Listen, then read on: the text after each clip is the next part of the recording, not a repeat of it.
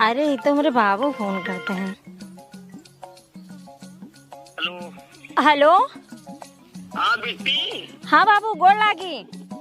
खुश रहा वो कहा था बिट्टी है वो सब बाटन भले। हाँ बाबू सब भले हैं। हाँ अपन बतावा। अपन लोग सब ठीक है या माइक लूगत होता ही। माइक लुगत हुआ था। हाँ का करी बिट्टी। अच्छा अच्छा धोए दे फिर। अब तुम्हारी भले है।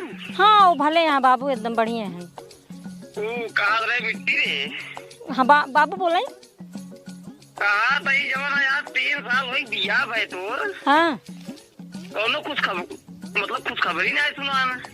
अब बाबू कौन खुशखबरी तो का सुनाई जब से हमार बियाह भवाटाई और तब से हमरे लगे सोता ही नहीं है कौन खुशखबरी दे ही तो है।